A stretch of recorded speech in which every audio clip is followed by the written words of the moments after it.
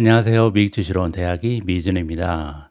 2월 24일 오늘의 미국 주식 뉴스를 시작합니다. 오늘도 변함없이 미국 주식 투자의 정석을 지키고 있는 미준에 오신 것을 환영합니다. 미준 패밀리 여러분들 즐겁고 편안한 주말 보내셨는지 모르겠습니다. 아무래도 지난주 목요일 그리고 금요일 연일 미국 증시가 좀 많이 급락을 했죠. 그래서 투자자 입장에서는 조금은 불편한 마음으로 주말을 보내셨을 수도 있을 것 같습니다. 제가 예전에도 몇 번에 걸쳐서 강조드린 것처럼 우리 투자자들이요, 투자를 진행할 때 현금의 비중을 충분히 확보하는 것이 행복한 투자를 하는데 굉장히 중요하다라는 말씀을 다시 한번 드리고 싶습니다. 우리가 현금 비중을 확보하지 못하는 이유는요, 욕심 때문이거든요. 나한테 1,000만 원이 있는데 1,000만 원을 다 주식에 투자하고 싶은 욕심. 그 중에서 한 200만 원만 아니면 300만 원만 띄어서 현금으로 가지고 있으면 증시가 조금 조정을 받을 때 마음 자세라든지 느끼는 기분이 정말 다르거든요. 그래서 내가 가지고 있는 유동 자산 중에 일부는 항상 현금으로 확보하고 있는 것이 너무나 중요하다는 말씀을 다시 한번 드리고 싶습니다. 우리가 보통 행복을 느끼는 거, 그리고 불행을 느끼는 게 그 정도의 차가 굉장히 크다라고 합니다. 그게 무슨 얘기냐면요, 우리가 가지고 있는 포트폴리오에 예를 들어서 자금이 한 20% 급등하게 되는 때 느끼는 행복감, 그리고 내가 투자하고 있는데 20%가 갑자기 주가가 떨어질 때 느끼는 불행감이 그 정도에서 불행감이 훨씬 크다 그럽니다. 이게 왜 그러냐면요, 우리가 주변에 있는 동물을 좀 살펴보면, 뭐 예를 들어서 가장 가까운 원숭이 같은 경우도 굉장히 많은 종이 동시에 존재를 하잖아요. 근데 인간만은 여러 가지 종이 없고 다 호모 사피언스입니다. 그만큼 호모 사피언스가 다른 종에 비해서 굉장히 우월한 점이 많았다, 이렇게 가정할 수가 있잖아요. 그리고 그 중에 하나가 행복감에 젖지 않고 항상 불안감을 느끼는 능력이었다고 합니다. 이게 무슨 얘기냐면요, 날씨가 따뜻하고 해도 결국은 이제 겨울이 올 거를 미리 대비하고 걱정하고 거기에 대처를 하는 능력이 있고요.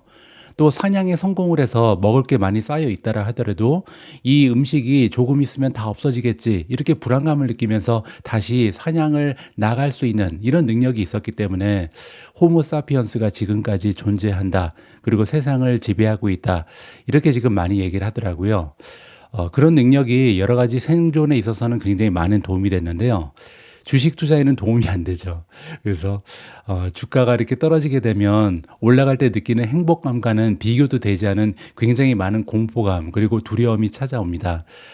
이렇게 커다란 두려움과 공포감이 느껴지게 되면 아무래도 가지고 있는 주식을 다 팔아버리는 실수도 할 수 있고, 미국 증시를 완전히 떠나는 정말 최악의 결정을 할 수도 있거든요. 그래서 가급적이면 가지고 있는 자금을 모두 다 포트폴리오에 넣지 마시고요, 항상 현금을 갖고 있다가 주식이 많이 떨어지면 줍줍하면서 이러한 조정을 견딜 수 있는 힘을 만들어 가시기 바랍니다. 여기 보시면요, 저 역시도 2월 21일 날 5종목이나 추가 매수하면서 조정장을 나름대로 견디고 있거든요. 이렇게 내가 주식을 살 수 있는 자금이 확보돼 있을 때랑 주식을 추가로 살 수 있는 현금이 없을 때랑은요, 느끼는 그 공포감과 두려움은 정말 다릅니다. 그래서 이번에 조정이 또 지나가겠지만 향후에 주가가 많이 올라가게 되면요, 또 주가가 많이 올라갔네, 또 가지고 있는 주식 중에 일부는 현금으로 만들어야겠다, 이런 결정을 하시는 현명한 투자자분들이 되셨으면 합니다. 자, 그러면 2월 24일 준비된 오늘의 미국 주식 뉴스 바로 시작합니다. 오늘도 월요일이기 때문에 지난 한 주의 미국 증시 시황부터 정리하도록 하겠습니다. 지난주 시황은요, 사실 목요일, 금요일 날 미국 증시가 너무 많이 떨어졌기 때문에 금요일 하루 시황이 일주일을 결정했다, 이렇게 말씀드려도 과언이 아닙니다. 일단 일주일로 제가 기간을 바꿔놨는데요, 전반적으로 올라간 섹터도 보이죠. 여기 보시면 헬스케어는 전반적으로 모든 종목이 상승을 했고요.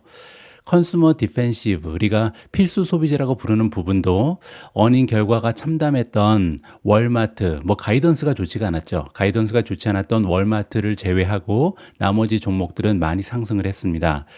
그 얘기는요, 경기를 타지 않는 필수 소비재, 그리고 헬스케어, 하나 더 있죠. 여기 유틸리티. 이렇게 일종의 방어주들이 선방을 했다. 이렇게 보시면 되고요. 반면에 경기를 많이 타는 컨슈머 시클리컬, 이건 우리가 임의 소비재라고 부르는 거죠. 그리고 그 아래에 있는 임의 소비재가 떨어지면요, 할 수 없이 광고도 줄어들기 때문에 구글 메타도 한꺼번에 떨어진다. 이렇게 보시면 되겠습니다. 자, 일주일의 현황을 보니까 이렇게 우리가 정리를 할 수가 있는데요. 이거를 하루로 바꿔보겠습니다. 금요일 날 시장의 모습을 보시면요, 비슷한 부분이 여기 나타나죠. 필수 소비재라든지 헬스케어, 유틸리티는 다 상승했고요. 반면에 경기를 타는 임의 소비재, 그리고 커뮤니케이션이 많이 떨어졌습니다. 자, 그런데 한 가지 더 돋보이는 부분이 있는데요. 테크주들도 일제히 굉장히 선명한 빨간색을 보이잖아요. 그 얘기는 경기가 안 좋아질 것은 맞는데, 경기가 안 좋아지면요, 보통 인플레이션은 떨어지죠.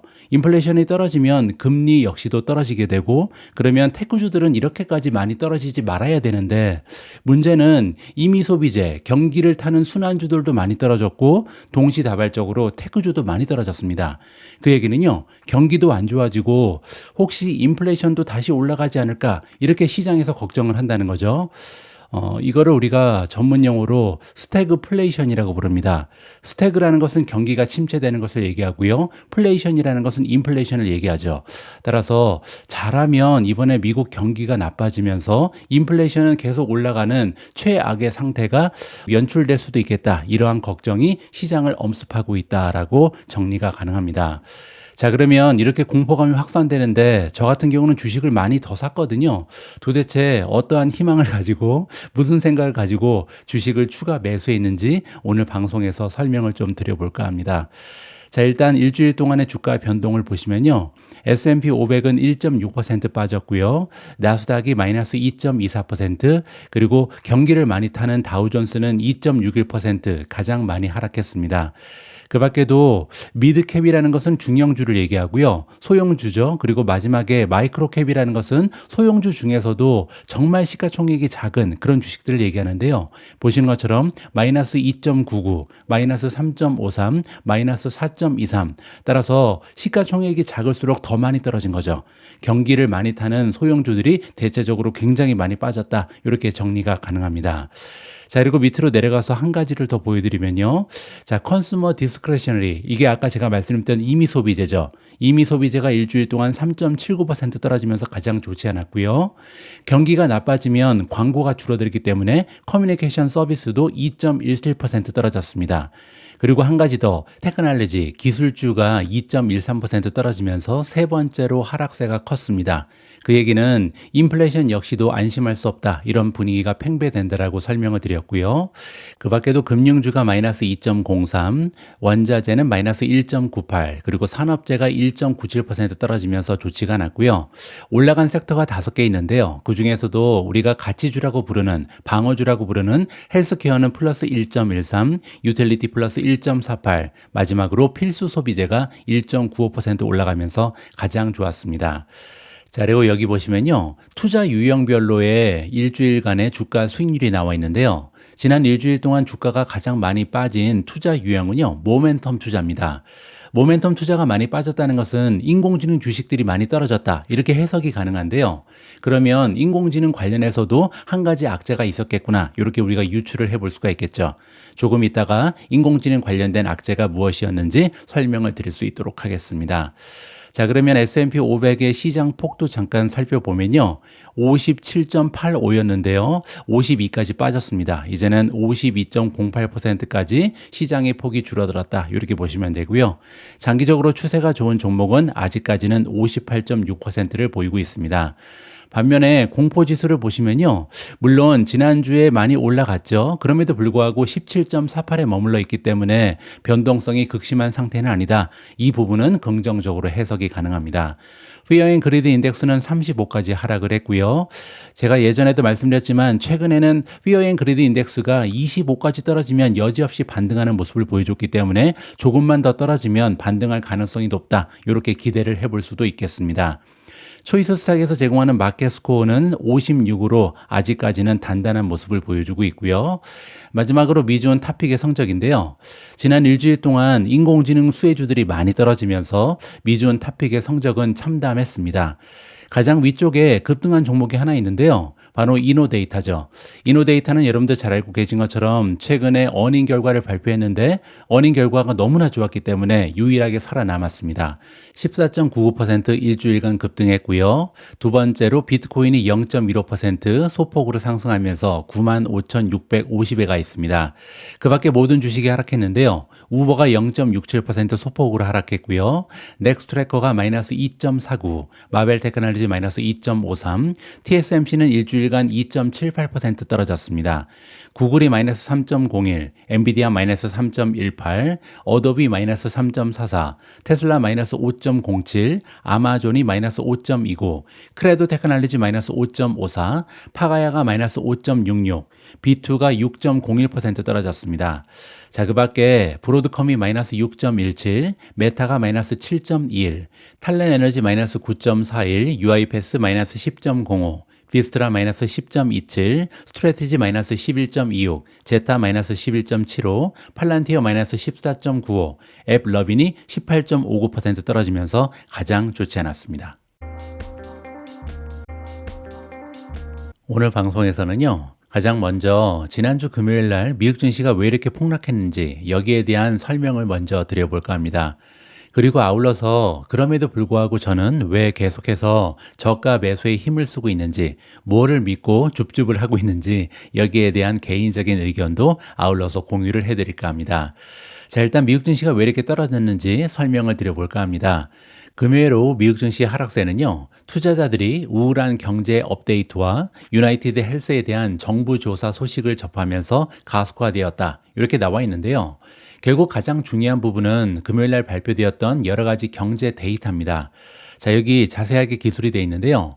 투자자들이 비관적인 경제 보고서를 평가하면서 주가가 하락했다라는 의견입니다. S&P 글로벌 마켓 인텔리전스는요. 2월 달 미국 비즈니스 활동 성장률은 서비스업 생산의 새로운 하락이 제조업의 빠른 성장률을 상쇄하면서 정체에 가까워졌다. 이렇게 발표했고요. 특히 2월 달에 S&P 종합 PMI는 이전 수치였던 52.7에서 51.6으로 하락했습니다. 특히 서비스 지수는요, 53.0에서 49.7로 굉장히 많이 떨어졌죠. 따라서, 갑자기 미국 경제가 나빠지는구나. 경제가 이렇게 둔화되기 때문에 주식을 던져야겠구나. 이런 판단을 하는 투자자들이 많이 있었다. 이렇게 보시면 되죠. 자, 여기 보시면 S&P 글로벌 마켓 인텔리전스의 이코노미스트 크리스 윌리엄슨이 나오는데요. 연초에 미국 기업들 사이에서 보였던 낙관적인 분위기가 사라지고 불확실성이 높은 어두운 그림으로 대체되었다. 굉장히 좀 어두운 얘기를 하죠. 겁을 확 주잖아요. 자, 이런 의견 때문에 미국 증시가 하락했다라고 보시면 됩니다. 자, 그러면 제가 가지고 있는 개인적인 의견을 잠깐 설명을 드리면요. 여기 일단 PMI가 뭔지 이해할 필요가 있는데요. Purchasing Managers Index의 약자입니다. 제가 예전에도 여러 번 설명드렸는데요. 각 기업에는 구매 담당 매니저가 있잖아요. 이 담당자한테 물어보는 겁니다. 지금 현재 네가 일하고 있는 회사의 상황이 지난달에 비해서 나아졌냐 아니면 오히려 안 좋아졌냐, 이렇게 굉장히 심플한 퀘스천을 주는 거거든요. 그리고 나서 지난달보다 좋아졌으면 50 이상으로 올라가는 거고요. 지난달보다 안 좋아졌으면 50 이하로 떨어지는 겁니다. 자, 그런데 여기 수치가 지금 52.7에서 51.6으로 떨어졌죠. 자, 그런데 중요한 부분은요, 50보다 한참 밉니다. 51.6이었잖아요. 그 얘기는 뭐냐면 지금 PMI 지수에 따르면요, 이 구매 담당 매니저들이 지난달에 비해서 이번 달에 경기가 더 좋다라고 얘기한 겁니다. 51.6으로 떨어졌다고 해서 이게 부정적인 게 아니고요. 지난달보다 나는 더 좋다, 지금 우리 회사 더 잘 나간다, 이렇게 얘기한 거거든요. 이 부분에 우리가 초점을 맞출 필요가 있고요.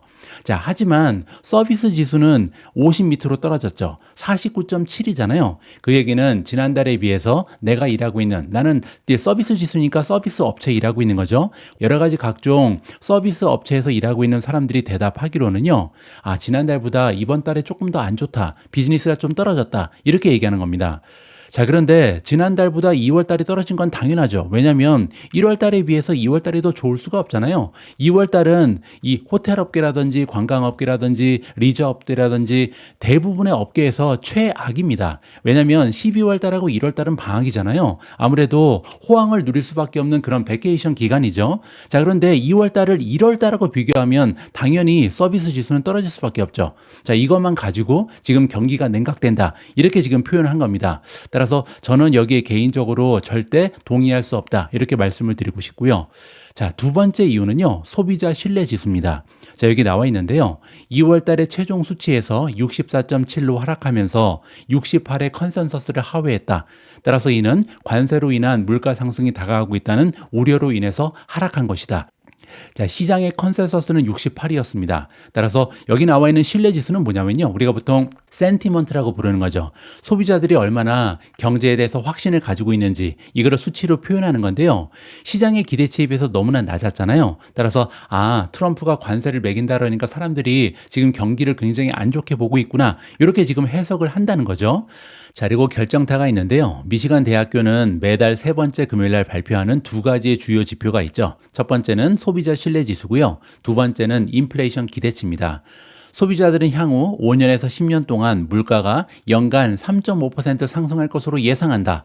연준이 원하는 것은 2.0%잖아요. 근데 앞으로 5년에서 10년이 지나도 3.5%나 올라갈 것이다. 엄청나게 높은 인플레이션 기대치가 발표가 된 거죠. 더욱이 이 비율은요, 1995년 이후에 가장 높은 수치입니다. 30년 만에 가장 안 좋은 인플레이션 기대치가 발표가 된 거죠.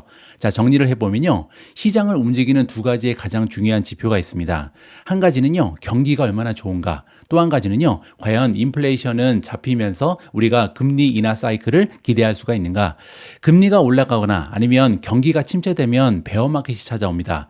자, 그런데 금요일날 발표된 보고서에 따르면 두 가지가 다 걱정이 됐죠. 왜냐하면 지금 경제 지표가 굉장히 안 좋다고 얘기하잖아요. PMI 지수도 안 좋고 또 소비자 신뢰 지수도 안 좋으니까 경기는 계속 안 좋아질 가능성이 있고 더욱이 인플레이션 기대치가 막 올라갔잖아요. 30년 만에 가장 커다란 폭으로 지금 인플레이션이 올라갈 거라는 기대가 올라가고 있습니다.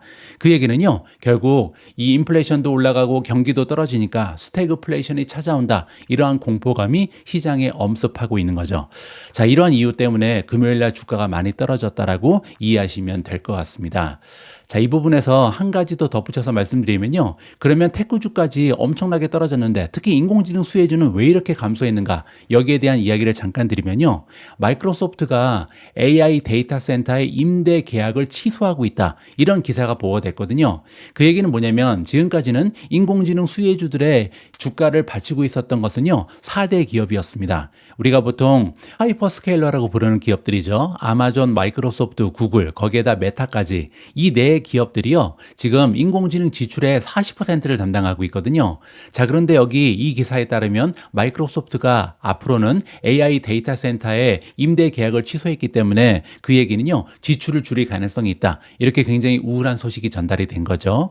자, 어쨌든 이 기사에서 계속해서 내려가서 살펴보니까요. 마이크로소프트는 성명서를 통해서 이렇게 얘기했습니다. 6월에 끝나는 회계년도 지출 목표를 재확인했다. 일부 영역에서 전략적으로 속도를 조절하거나 인프라를 조정할 수 있지만 모든 지역에서 계속해서 강력한 성장을 이어갈 것이다. 그리고 이번 회계년도에서 인프라에 800억 달러 이상을 지출할 계획은 고객 수요를 충족하기 위해서 기록적인 속도로 성장을 계속하고 있으므로 계획대로 진행되고 있다. 자, 이것이 지금 마이크로소프트 대변인이 성명서에서 금요일날 발표한 거거든요. 따라서 신문 기사 때문에 떨어졌는데 지금 대변인의 말에 따르면 우리 지출 줄일 계획 없다. 이렇게 확인을 했다. 따라서 그냥 루머에 불과하다. 이렇게 생각하시면 될 것 같습니다. 자, 어쨌든 이런 식으로 AI 데이터 센터 임대 계약 취소 건 때문에 AI 수혜주까지 많이 떨어졌다. 이렇게 보시면 되고요. 자, 이제 남아있는 두 가지 문제에 대해서 좀 설명을 드리도록 하겠습니다. 제가 말씀드린 것처럼 지난주 금요일 날 주가가 많이 떨어진 것은 결국 스태그플레이션에 대한 공포 때문이다. 이렇게 말씀드렸고요. 거기에는 두 가지의 요인이 있었죠. 첫 번째는 지금 경기 지표가 너무나 안 좋다. 그리고 두 번째는요. 인플레이션 기대치가 올라가고 있다. 두 가지에 대한 저의 개인적인 생각을 공유해 드릴 수 있도록 하겠습니다. 자, 다시 한번 말씀드리지만 지금 현재 상황에서는 미시간 대학이 발표하는 미국 소비자 심리 지수나 인플레이션 기대치는요, 신뢰할 만한 데이터가 아닙니다. 자, 현재 미국의 극적인 정치적 갈등이 있거든요. 제가 캠브리지에 살고 있지만 캠브리지에 이제 미국 사람들이 많이 있거든요. 그럼 미국 친구들을 만나서 정치적인 얘기를 하면요, 너무나 극적으로 지금 양분되어 있습니다. 정치 얘기만 나오면요, 치를 떠는 사람들이 굉장히 많거든요. 미국 사람들이 오히려 한국의 지역 갈등보다 더 심한 것 같습니다. 자, 그 얘기는요, 미국인들이 지금 정치적인 마인드 때문에 시야가 흐려진 설문 응답을 하고 있다. 이렇게 우리가 볼 수가 있는 거거든요. 자, 구체적으로 설명을 드리죠. 여러분들 2주 전에도요, 미시간 대학교의 설문조사 예비 결과가 발표가 된 적이 있는데요. 그때도 1년 인플레이션 기대치가 4.3%로 급등하면서 주가가 큰 폭으로 떨어진 적이 있습니다. 자, 그런데 여기서 우리가 한 가지 주목할 만한 부분이 있는데요. 위에 차트에서 확인할 수 있듯이 이는 정치적으로 오염된 데이터다. 이런 말씀을 여러분들께 드리고 싶습니다. 자, 여기 보시면요, 파란색 그래프가 있고 빨간색 그래프가 있잖아요. 지금 보고 계신 이 그래프는 인플레이션 기대치입니다. 자, 그런데 인플레이션 기대치가요, 위에 나와 있는 건 공화당이고요, 아래쪽은 민주당인데 공화당을 지지하는 사람들은 예전에는요 5% 정도의 인플레이션 기대치를 가지고 있었습니다. 자, 그런데 이 기대치가 계속해서 조금씩 하향하다가 갑자기 뚝 떨어지죠. 이 지점은요, 트럼프가 당선이 된 시점입니다. 트럼프가 당선되자마자 5%, 4% 정도에 형성돼 있던 인플레이션 기대치는요, 갑자기 0.0으로 바뀌었습니다. 지금 현재 공화당 지지자들은요, 인플레이션 기대치가 0.0입니다. 말도 안 되는 수치죠. 자, 그리고 또 한 가지. 여기 보시면 파란색은요, 예전에는 2.5 정도에 있었죠. 그리고 가장 최근의 조사 결과에 따르면 1.8까지 떨어졌습니다. 자, 그런데 1.8에서 갑자기 3.1, 4.2, 지금은 5.1까지 올라갔잖아요. 이 얘기는 뭐냐면 민주당을 지지하던 사람들은요, 트럼프가 대선에서 이기자마자 갑자기 인플레이션 기대치가 올라간 겁니다. 이거는요, 그냥 정치적으로 내가 싫어하는 사람이 대통령이 됐기 때문에 기대치가 올라간 거고, 공화당도 마찬가지죠. 내가 좋아하는 사람이 대통령이 됐기 때문에 인플레이션 기대치가 떨어진 겁니다. 자, 이렇게 엉터리로 조사된 결과를 가지고 우리가 인플레이션이 지금 가속화되고 있다, 이렇게 결론을 내기는 어렵다는 거죠. 자, 그리고 차트 하나를 더 보여드릴 텐데요. 이거는 더 과관입니다.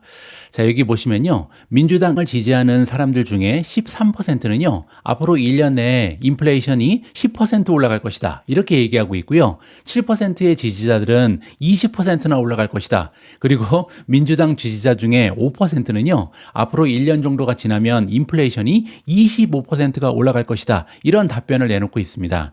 2.5%가 아니고요, 25%입니다. 따라서 말도 안 되는 응답을 하고 있는 거죠. 자, 그리고 또 한 가지 보여드리고 싶은 부분이 있는데요. 이번에는 소비자 심리 지수입니다. 자, 불과 5개월 전에 91에서 92를 넘나들던 민주당 지지자들의 소비자 심리 지수는 하루아침에 51.3까지 급락했습니다. 바로 이 부분이죠. 제가 파란색으로 하이라이트 해놨잖아요. 민주당, 그리고 여기 빨간색은 공화당입니다. 민주당을 지지하는 사람들이 101, 94, 101, 101 이런 식으로 높은 심리 지수를 얘기하고 있었거든요. 그런데 이 지수가 갑자기 지금 1월 달에는 65, 2월 달에는 51.3으로 떨어진 겁니다. 자, 그리고 반대편에 있는 공화당 지지자들은요, 불과 1년 전만 해도 56, 62, 67이었잖아요. 자, 그런데 갑자기 86.7, 86.7로 급등했습니다. 자, 따라서 이 수치를 기본적으로 우리가 믿을 수 있는가, 신뢰할 수 있는가, 여기에 대한 의문이 제기될 수밖에 없는 거죠. 자, 이렇게 극단적으로 정치적인 편견으로 훼손된 데이터를 바탕으로 투자 결정을 하게 되면요, 우리의 성공 확률은 당연히 떨어질 수밖에 없다. 자, 이러한 상황을 우리가 통계학에서는요, GIGO라고 부릅니다. 가비지 인, 가비지 아웃. 쓰레기 데이터를 넣고 분석을 하면 결과 역시 쓰레기가 될 수밖에 없다, 이렇게 보시면 되겠죠. 자, 이제 우리가 신뢰할 만한 지표가 뭐가 있을까, 이걸 생각해 보면요, 이번 주 금요일 날 발표되는 PCE 물가 지수, 그리고 다음 주에 3월 7일 날 발표 예정인 고용 보고서가 있습니다. 따라서 이 두 가지의 지표를 보면서 투자 전략을 수정하는 것이 낫다, 저는 개인적으로 판단합니다. 자, 아무쪼록 이번 주 금요일 날 발표될 PCE 지수가 인플레이션에 대한 우려를 잠재우고요, 3월 7일 발표될 고용 보고서가 경제 건전성을 다시 한번 입증해 주길 바란다. 따라서 지금 현재는 경제도 흔들리고 인플레이션도 올라갈 것이다, 이러한 공포감 때문에 주가가 많이 떨어졌는데요, 제가 볼 때는 PCE 지수가 인플레이션에 대한 우려를 잠재울 수 있고요, 한편 고용 보고서가 경제가 아직 탄탄하다는 것을 입증할 것이다, 이러한 기대를 가지고 있습니다. 앞에서 제가 설명드린 것처럼 지난주 금요일 날은요, 우리가 애정하는 인공지능 수혜주 역시 아주 큰 폭으로 일제히 폭락했습니다. 거기는 두 가지의 이유가 있죠. 첫 번째는 인플레이션 기대치가 많이 올라가면서 결국은 먼 미래를 보면서 투자하는 인공지능 수혜주가 많이 타격을 받은 거고요. 두 번째로 마이크로소프트가 향후에 데이터 센터의 용량을 줄일 수도 있다. 이런 공포감이 시장을 엄습했다. 이렇게 보시면 되죠. 특히 마이크로소프트 뉴스는요, 그렇지 않아도 우리가 딥시크 때문에 걱정이 많았잖아요. 딥시크의 출현으로 인해서 앞으로는 인공지능 컴퓨팅의 용량이 줄어들 수 있다. 이런 걱정을 하고 있었는데 때마침 마이크로소프트가 마치 인공지능을 위한 데이터 센터의 용량을 줄일 것처럼 보도가 되면서 큰 폭으로 인공지능 수혜주가 급락했다. 이렇게 보시면 됩니다. 자, 그런데 다행인 부분은요, 우리의 엔비디아 CEO 젠슨 황이 딥시크에 대한 시장 반응은 잘못됐다. 이런 얘기를 했습니다. 자, 어떤 얘기를 하는지 희망을 가지고 한번 들어보도록 하겠습니다. 엔비디아 CEO 젠슨 황은요, 딥시크에 대한 초기 부정적인 투자자 반응에 동의하지 않는다. 이렇게 얘기했습니다. 그는요, 중국 스타트업의 혁신이 인공지능 하드웨어에 대한 수요를 오히려 증가시킬 것이다. 이렇게 그의 믿음을 설명했다라고 합니다. 자, 무슨 얘기인지 굉장히 궁금해지죠. 젠슨 황은 지난주 목요일 DDN CEO 알렉스 부자리와의 인터뷰에서요, AI 모델이 더 높은 품질의 답변을 도달하기 전에 수많은 사고 계산을 수행함으로써 잠재적 답변을 더 철저하게 반영할 수 있게 해주는 딥시크의 출원 기능은요, 컴퓨팅 용량에 대한 수요 증가를 이끌 것이다. 이런 얘기를 했습니다. 딥시크 때문에 오히려 컴퓨팅 용량이 늘어날 것이다. 이렇게 얘기하는 거죠. 반대 이야기를 했다. 이렇게 보시면 됩니다. 자, 실제로 딥시크에 들어가서요, 질문을 하면 어떤 식으로 대답을 하는지 잠깐 보여드리도록 하겠습니다. 자, 미국 주식으로 은퇴하기, 미준 유튜브 채널은 미국 주식 투자에 도움이 될 수 있을까? 이렇게 질문하면요, 이제 딥시크가 여기 보시면요, 띵킹이라고 나오죠. 이 얘기는요, 혼자 막 생각을 하는 겁니다. 도대체 미국 주식으로 은퇴하기라는 채널은 어떤 채널이고, 이 채널이 과연 미국 주식 투자에 도움이 될지 되지 못할지, 그리고 만약에 도움이 될 수 있다면 어떠한 이유 때문인지 혼자 막 생각을 하는 겁니다. 그렇기 때문에 기존에 나왔던 여러 가지 그 인공지능 모델보다는요, 조금 더 시간이 오래 걸리죠. 자, 무슨 얘기인지 잠깐 보여드리죠. 지금 여기 막 뭐라고 나오잖아요. 이게 뭐냐면 자기가 스스로 막 얘기하는 겁니다. 지금 딥시크 혼자 자기 자신하고 대화를 하고 있다. 자기의 사고를 지금 글로 쭉 표현하고 있는 거거든요. 지금 미주는 어떻고, 내가 들어가서 이러한 데이터를 봤더니 미주는 투자에 어떠한 영향을 미치고 있고, 미주는 채널은 어떤 장점이 있고 단점은 뭐고, 이렇게 막 혼자 사고를 하고 여기에 기반을 해서 나중에 우리한테 답변을 준다. 이렇게 보시면 되거든요. 아직까지도 답변이 나온 게 아닙니다. 이건 답변이 아니거든요. 자, 여기 보시면 이제 답변이 나오죠. 자, 미국 주식으로 은퇴하기 미주은 유튜브 채널에 대한 평가 및 활용 방안이 이제부터 쭉 나오는데요. 자, 이렇게 답변을 주기 위해서 중요한 것은요, 이 답변이 아니라, 이 답변이 그냥 나온 게 아니라 여기 보시면 엄청나게 생각을 많이 했잖아요. 이 생각이 굉장히 중요하다. 이렇게 보시면 될 것 같습니다. 조금 이따 조금 더 자세히 설명을 해드리죠. 추론은 상당히 컴퓨팅 집약적인 부분이다. 시장은 딥시크의 R1 모델에 대해서 세상에 AI가 이제 끝장났군, 이런 반응을 보였다. 딥시크가 그냥 하늘에서 떨어졌다고 생각하는 것 같다. 더 이상 컴퓨팅을 할 필요가 없다고 생각하는 것 같다. 이렇게 지금 젠슨 황이 얘기하고 있습니다. 하지만 정확히 그 반대다. 컴퓨팅의 필요성은 오히려 더 집중적이다. 이렇게 얘기했는데요. 지난달 R1을 포함한 딥시크의 최근 AI 모델의 효율성에 대한 흥분은요, 시장 변동성의 물결을 일으켰고 AI 기업에 대한 의미에 대한 의문을 제기하기 시작했다. 과연 AI 수혜주들이 계속 수익을 올릴 수 있을까? 여기에 대한 의문이 제기되기 시작했다라고 얘기하는 거죠. 자, 그 와중에 엔비디아의 주가는요, 한 거래 섹션에서만 무려 17%나 폭락한 바가 있습니다. 자, 그런데 젠슨 황에 따르면요, 추론을 위한 최신 AI 모델 기술이 앞으로 더 많은 컴퓨팅 파워를 소비할 것이다. 이렇게 설명해 주고 있습니다. 자, 다시 한번 말씀드리지만 추론은요, AI 모델에서 결과를 생성하는 과정을 얘기합니다. 자, 그런데 딥시크를 보시면 이 과정을 우리가 눈으로 볼 수가 있잖아요. 이러한 과정을 통해서 답변이 제시된다는 것을 제가 일부러 보여드린 겁니다. 자, 그리고 투자자의 관점에서 보면요, 세상은 사전 훈련과 추론으로 이루어진다는 정신적인 모델이 있었다. 추론은 AI에게 질문을 하면 즉시 답변을 제공하는 것이다. 일회성 답변이다. 누구의 잘못인지 모르겠지만 분명히 그 패러다임은 잘못된 것이다. 이렇게 얘기합니다. 자, 지금 젠슨항이 얘기하는 게 뭐냐면요. AI를 두 단계로 나눠서 하나는 훈련이라 그랬잖아요. 그리고 또 하나는 추론인데 우리가 질문을 했을 때 추론 단계에서 훈련한 걸 가지고 그냥 답을 일회성으로 가져온다. 이렇게 사람들이 이해한다는 겁니다. 그리고 이 패러다임은 잘못된 것이다. 자, 이걸 풀어서 제가 여기 써놨는데요. 투자자들은 이전에 AI가 어떻게 작동하는지에 대한 훈련 플러스 추론의 단순화된 견해를 가지고 있었는데 젠슨항은 이것이 잘못되었다고 주장하고 있다. 특히 추론 부분에 대한 이해가 정확하지 않다는 점을 지적하고 있는데요. 자, 여기 보시는 것처럼 실제로 AI 상호작용은 종종 더 복잡하고 반복적이며 만족스러운 답변을 얻기 위해 여러 번의 교환 또는 개선 과정을 거쳐야 한다는 의미로 해석이 가능하다. 따라서 추론을 위한 최신 AI 모델이 계속 발전하면요. 앞으로 더 많은 컴퓨팅 파워가 소비될 것이라는 것이 젠슨항의 주요 주장입니다. 아까 우리가 본 것처럼 딥시크에 들어가서요. 우리가 질문하게 되면 여기 엄청나게 컴퓨팅 파워가 소요된다는 겁니다. 질문 하나 할 때마다 우리가 훈련한 거에서 가져오는 게 아니고요. 그때그때 추론을 다시 하면서 컴퓨팅 파워가 필요하다는 거죠. 따라서 점점 더 많은 추론을 하면 할수록 컴퓨팅 파워 용량은 오히려 올라간다. 이러한 식으로 이해하시면 될 것 같습니다. 자, 더욱이 빅테크 기업의 최근 어닝은요, 딥시크의 새로운 AI 모델에 대한 우려를 완화하는 데 도움이 됐다. 이 얘기는요, 최근에 빅테크 기업들의 어닝 결과를 보니까 AI 용량을 오히려 늘릴 계획을 가지고 있지 그 누구도 용량을 줄인다 이런 얘기를 한 적이 없잖아요. 따라서 엔비디아 주가는 손실의 대부분을 이미 회복하고 있었습니다.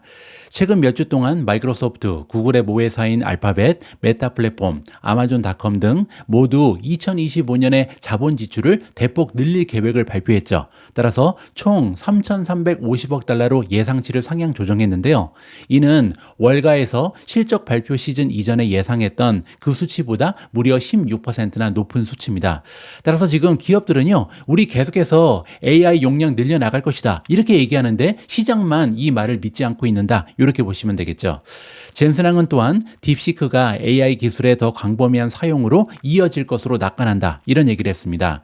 그는 딥시크가 R1을 오픈소스로 전환하면서 전 세계적으로 엄청난 에너지를 불러일으키고 있다. 이렇게 마무리를 해주고 있고요. 제가 예전에 여러분들께 이런 말씀을 드린 적이 있습니다. 딥시크의 등장은요, 과거 1차 산업혁명 당시에 증기기관의 연료 효율성이 증가하면서 증기기관의 보급이 갑자기 급속도로 확대된 것처럼 인공지능 시대의 가속화 그리고 영역 확대를 불러일으킬 긍정적인 촉매제다. 이렇게 말씀드린 적이 있죠. 따라서 오늘 우리가 함께 읽어본 젠슨 황의 언급 역시도 딥시크가 등장했기 때문에 오히려 추론 단계가 많이 늘어나면서 이렇게 많이 추론을 하다 보면 추론할 때마다 컴퓨팅 파워가 필요하기 때문에 오히려 인공지능 을 위한 이 컴퓨팅의 용량은 확대될 것이다, 확장될 것이다. 이러한 식으로 이해하시면 될 것 같습니다. 다음으로 준비된 기사에는 우버 그리고 테슬라가 나옵니다. 지난주에 우버의 CEO가요, 굉장히 의미심장한 얘기를 했습니다. 일론 머스크가 테슬라 로보택시 출시를 혼자서 진행하려고 한다. 우리를 안 껴준다. 이런 얘기를 했거든요. 따라서 여기에 대한 저희 개인적인 의견을 좀 정리해서 여러분들께 공유를 해볼까 합니다. 자, 일단 웨이모 테슬라를 포함해서 대다수의 자율주행 업체와 파트너십을 꿈꿨던 우버 입장에서는요, 테슬라의 협업이 어려워졌다는 것은 커다란 악재다. 이렇게 생각할 수가 있습니다. 다행히 우버는요, 웨이모와는 좋은 관계를 유지하는 것으로 보이고요. 향후에 오스틴에서 테슬라의 로보택시가 출시되게 되면요, 가격과 시장 점유율이 어떻게 변화하는지 우리 투자자 입장에서는 반드시 체크해야 되는 굉장히 중요한 투자의 요소다. 이렇게 판단하고 있습니다. 로보택시는요, 전문가들에 따르면 약 1조 달러 규모의 시장 기회가 있다. 이렇게 지금 평가가 나오고 있거든요. 왜냐하면 미국에서만 사람들은 1년에 약 3조 마일을 운전하는데요. 현재는 자동차를 소유하고 운영하는데 마일당 약 1, 2달러의 비용이 발생하는 것으로 알려져 있습니다. 그런데 만약에 로보택시가 이 가격보다 저렴해지는 시점이 오게 되면요, 사람들이 개인 교통수단을 이용하는 방식이 마치 예전에 말이나 마차에서 자동차로 이동한 것처럼 완전히 뒤바뀔 가능성도 있다. 이렇게 보실 수가 있겠죠. 자, 이러한 이유 때문에 로보택시는 잠재적으로 1조 달러의 가치가 있는 엄청난 시장이다. 이렇게 정리가 가능하겠죠. 물론 그 잠재력의 일부는요, 테슬라 주가에 이미 반영이 되어 있습니다. 지난주 금요일 기준 테슬라의 주가는요, 회사가 작년 10월 10일 로보택시 데이에서 일부 계획을 발표한 이후 시장 가치가 이미 3,100억 달러 정도 증가했습니다. 자, 그런데 테슬라 자동차 판매량은요, 같은 기간 동안 오히려 감소했죠. 마이너스 성장을 했잖아요. 따라서 시장 가치가 지금 3,100억 달러 올라갔는데 여기에 대부분은 자율주행 때문이다. 이렇게 계산해 볼 수가 있는 거죠. 그리고 아까 제가 자율주행 시장의 가치가 1조 달러에 이른다. 이렇게 말씀드렸잖아요. 자, 그러면 1조 달러 중에 예를 들어서 테슬라가 10%를 가져간다. 자, 10%를 얘기한 이유는 뭐냐면요. 지금 현재 전 세계 글로벌에서 최고의 자동차 기업은 토요타잖아요. 토요타의 시장 점유율이 한 10% 정도 됩니다. 따라서 테슬라가 전기자동차 시대에 토요타가 될 수 있다. 그 얘기는 전체 시장의 10%를 가지고 올 수 있다는 거죠. 그렇게 되면요. 1조 달러 중에 10%니까 1,000억 달러 정도의 매출이 추가되는 거죠. 그리고 지금 테슬라의 PS 레이쇼를 잠깐 보시면요. 10배 정도 됩니다. 따라서 1,000억 달러 정도 만약에 매출이 올라갈 수 있다. 그렇게 되면요. 10배 정도의 멀티플을 받을 수 있기 때문에 1조 달러의 시가총액이 올라갈 수 있다. 이렇게 계산이 가능한 거죠. 자, 그 얘기는요. 로보택시 덕분에 테슬라의 시장 가치가 1조 달러 정도 올라갈 수 있는데 그중에 한 30% 정도가 이미 반영이 됐다. 이러한 식으로 우리가 계산을 해볼 수가 있습니다. 물론 굉장히 러프한 계산이긴 하지만요. 자, 반면 투자자들은 자율주행차가 우버에 어떤 영향을 미칠지 현 시점에서는요. 정확하게 파악하기가 너무 어렵습니다. 테슬라가 우버의 생존에 잠재적 위험이 되고 있는 것이 사실이기 때문이죠. 그리고 만약에 테슬라의 로보택시가 효과적이고 비용이 저렴해지면요. 시장 점유율의 대부분을 차지할 가능성도 우리가 무시할 수가 없습니다. 하지만 다른 한편으로는요. 우버의 비용 중에 80%가요. 운전자와 보험에 기인한다. 이 사실에 우리가 주목해 볼 필요가 있습니다. 왜냐하면 우버가 자율주행차를 제대로 도입하기 시작하면요. 우버의 비용이 엄청나게 낮아질 수가 있죠. 그렇게 되면 가격 경쟁력에서 밀리지 않을 수가 있고요. 시장을 확대할 가능성이 높다는 거죠. 우버는 또한 다른 기업들의 자율주행 기술을 채택할 수 있는 유리한 입지를 마련하고 있습니다. 그리고 지금으로서는요, 확률이 아주 낮아 보이긴 하지만 2026년부터 판매를 시작할 계획인 테슬라의 사이버캡을요, 결국 우버 역시도 이용할 수 있을지 모른다. 이렇게 기대를 좀 가져볼 수가 있는 거죠. 과거의 자동차 시장은요, 스마트폰이나 TV, PC 시장과는 다르게 글로벌 1등 기업이 모든 시장을 주도하기보다는요, 국가별 그리고 지역별로 국지적인 승자가 지배해 왔습니다. 이 얘기는 뭐냐면요, 한국에서는 현대자동차가 1등이죠. 미국에서는 GM이 1등이고요. 유럽에서는 폭스바겐이 1등입니다. 자, 따라서 스마트폰 같은 경우는 삼성하고 애플이 전 세계 시장을 양분했는데 지금 자동차는 그렇지 못했다는 거죠. 자, 이러한 현상이 나타나는 데는 여러 가지 이유가 존재하는데요. 일단 각국 정부는 자국 자동차 산업을 보호하고 육성하기 위해 다양한 정책을 시행합니다. 그리고 또한 각 나라의 소비자들은요, 자동차에 대한 선호도가 다르거든요. 예를 들어서 유럽에 있는 나라는 소형차를 선호합니다. 제가 지내고 있는 영국이나 아니면 옆 나라 프랑스에 가면요, 다 소형차입니다. 왜냐하면 일단 도로가 너무 좁아서요, 큰 차를 운전하기가 너무나 어렵거든요. 그리고 또 한 가지, 우리가 유럽의 문화는요, 큰 차가 신분에는 아무런 상관이 없습니다. 우리나라는 비싼 차를 타고 다니면 사람들이 와우 하잖아요. 근데 유럽에서는 이 문화가 없거든요. 따라서 큰 차에 대한 선호도가 굉장히 떨어진다. 이 부분을 우리가 생각해 볼 수가 있는 거고요. 반면에 한국이나 미국에서는 대형차를 선호하죠. 자, 거기에다가 국가별 소득 수준도 자동차의 구매력에 영향을 미칩니다. 소득 수준이 높은 나라에서는 고급차 브랜드가 강세를 보이는 경향이 있고요. 소득이 낮은 지역에서는 저가형 자동차가 많이 팔린다. 자, 이렇게 여러 가지 이유 때문에 스마트폰이나 TV, PC와는 달리 자동차 시장은 한 기업이 전 세계를 완전히 장악하지는 못했다. 이렇게 보시면 되겠죠. 자율주행 시장 역시 각 나라가 안전 기준과 규제가 다르기 때문에 이는 자국 시장에 맞는 차량을 생산하는 데 유리한 자국 브랜드에 유리하게 작용할 것이다. 저는 이렇게 판단하고 있습니다.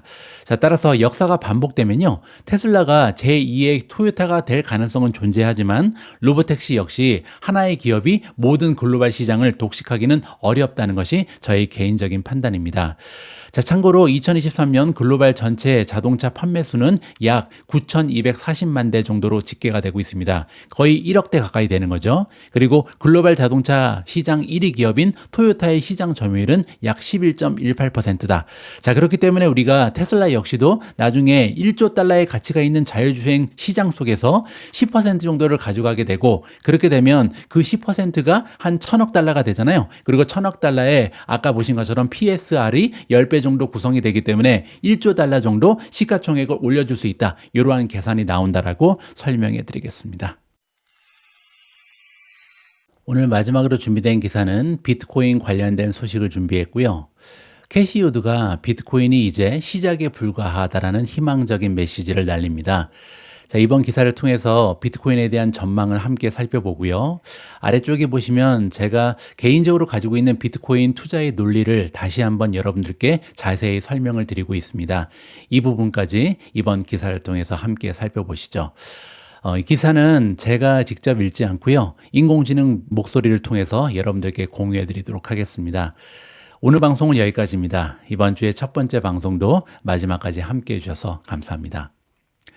우리 모두가 미국 주식 투자로 은퇴하는 그날까지 다 함께 화이팅입니다. 행복한 하루 되세요. 감사합니다. 2024년 말에 처음으로 10만 달러를 돌파한 이후로 비트코인은 대체로 횡보했습니다. ARK 인베스트의 CEO 캐시우드에 따르면 이는 세계 최대 암호화폐의 매우 건강한 신호라고 합니다.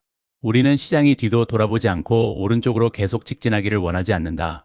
캐시우드는 지난 금요일 2025 비트코인 아웃룩 웨비나에서 참석자들에게 우리는 걱정거리가 가득한 벽을 원한다라고 말했습니다. 오랫동안 비트코인 강세를 예측해온 캐시우드는 이전에 암호화폐의 가격이 150만 달러에 이를 것이라고 예측한 바 있습니다. 웨비나에서 그녀는 비트코인은 머니 매니저들이 이해해야 할 일부 신탁 책임이 있는 유망한 새로운 자산 클래스라고 말했습니다. 그녀는 또한 비트코인의 제도적 채택이 초기 단계에 있다고 말했습니다.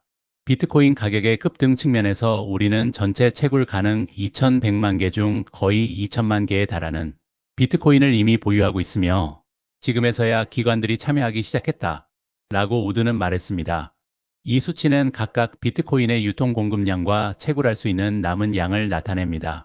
퍼넨셜 애드바이저를 대상으로 한 암호화폐 자산에 대한 bitwise와 베타파이의 최근 조사에 따르면 응답자의 22%가 지난 1년 동안 고객 계좌에 암호화폐를 할당하기 시작했으며 이는 2023년의 2배에 달하는 비율이며 이 조사의 사상 최고 기록입니다. 캐시우드는 미국 정부의 비트코인 비축을 통해 암호화폐의 수용이 더욱 확대될 수 있다고 말하며 도널드 트럼프 대통령의 정부 비축 약속을 언급했습니다. 1월 23일 트럼프 대통령은 전략적 준비금을 직접 언급하지는 않았지만 디지털 자산 시장 실무 그룹을 설립하는 행정명령에 서명했습니다. 이 그룹은 180일 이내에 암호화폐에 대한 규제 및 입법, 제안에 대한 개요를 담은 보고서를 제출하는 임무를 맡고 있습니다. 규제 환경도 변화하고 있습니다. 캐시우드는 증권거래위원회가 코인베이스에 대한 소송을 취하하기로 합의했다는 소식을 강조했습니다. 캐시우드는 규제 체제가 명확해지면 비트코인과 다른 디지털 자산에 대한 엄청난 혁신이 일어날 것이라고 생각한다라고 말했습니다. 투자자들이 암호화폐에 노출될 수 있는 방법은 이것뿐만이 아닙니다.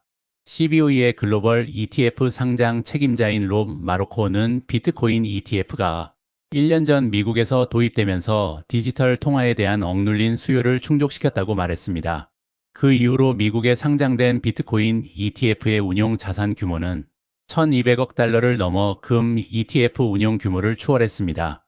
12월 17일 K33 리서치에서 발표한 보고서에 따르면 이 수치는 약 1,292억 5천만 달러로 금 ETF 운용 규모인 1,288억 8천만 달러를 앞질렀습니다. 그 기세를 유지할 수 있는 방법이 있다고 마로코는 말했습니다. 다음 단계는 2월 13일에 CBOE가 발표한 비트코인 ETF 지수 옵션의 출시를 포함하여 그 ETF를 둘러싼 생태계를 구축하는 것입니다. CBOE는 이 옵션이 비트코인을 보유하지 않고도 현물 비트코인 ETF에 투자하려는 거래자들에게 혜택을 제공한다고 말했습니다. 미국 최대의 비트코인 ETF인 iShares 비트코인 트러스트 ETF 티커 IBIT의 소유주 블랙락은 2024년 12월 보고서에서 투자자들이 큰 위험을 감수하지 않고 포트폴리오를 다양화하기 위해 비트코인 할당량을 1%에서 2%로 고려해야 한다고 말했습니다. 블랙록은 2%의 할당은 포트폴리오 전체 위험에 비슷한 부분을 차지하는 것으로 7대 주식에 투자하는 것과 비슷하다고 말했습니다. 그러나 회사는 암호화폐가 변동성이 크기 때문에 투자자들은 비트코인의 변화하는 특성과 할당을 정기적으로 검토해야 한다고 조언했습니다. 그렇다면 비트코인의 미래는 어떻게 될까요? 캐시우드는 트럼프 시대의 정책 변화가 본격적으로 전개되어 미국인들이 약속받은 암호화폐의 황금기를 열 수 있기를 간절히 바라고 있습니다. 세금 감면이 언제 이루어지는지, 규제 완화가 언제 이루어지는지 구체화되면 동물적 기질이 발현될 것이다. 라고 캐시우드는 말했습니다. 미주은의 한마디. 비트코인에 대해 충분한 리서치가 부족했던 제가 1년 전 비트코인 투자를 시작하면서 그 투자 논리는 수요와 공급의 법칙에 바탕을 두고 있다고 설명드린 적이 있습니다. 세상의 모든 상품, 서비스, 자산의 가격은 수요와 공급의 법칙으로 결정됩니다. 일단 캐시우드가 기사에서 강조한 것처럼 앞으로 비트코인 대한 추가 공급은 100만 개 정도가 남아 있습니다. 즉 현재 2천만 개가 2,100만 개로 100만 개 늘어나면서 5% 정도 공급이 증가할 수 있다는 말입니다. 게다가 비트코인 채굴은 약 4년에 한 번씩 발생하는 반감기로 인해 점진적으로 느려지도록 설계되어 있기 때문에 마지막 비트코인이 채굴되는 시기는 약 115년 이후인 2140년으로 예상됩니다. 이렇게 향후 115년 동안 비트코인에 대한 공급은 약 5% 증가할 예정인데 가격의 반대편에 위치한 수요 측면은 어떨까요? 아래에 제가 일단 생각나는 수요 증가 요인들을 정리해 보았습니다. 비트코인 ETF 출시로 인한 접근성 향상, 국가준비금으로 비트코인을 축적하는 국가의 수 증가, 머니 매니저들이 포트폴리오에 비트코인을 할당하기 시작, 인플레이션의 대표적인 해지 수단인 금 투자 자금의 일부가 비트코인으로 전환, 기관 투자자들의 비트코인 채택 증가, 비트코인을 준비금으로 보유하는 기업의 증가, 규제 환경의 개선과 명확성 증가, 제2의 마이크로 스트래티지가 되고 싶은 CEO들의 등장, 비트코인 관련 금융 상품의 다양화 예 선물, 옵션 등 우리 같은 개인 투자자들의 관심과 참여 증가, 디지털 자산에 대한 전반적인 인식 개선, 글로벌 결제 시스템으로서의 비트코인 활용 증가 가능성, 개발도상국에서의 비트코인 채택 확대, 비트코인 관련 교육 및 정보 접근성 향상, 비트코인 거래소의 유동성 및 안정성 개선. 다시 한번 말씀드리지만 저는 비트코인이라는 자산에 대한 확신은 없습니다. 하지만 수요와 공급의 법칙이 잘 작동한다는 사실에는 많은 확신을 가지고 있습니다.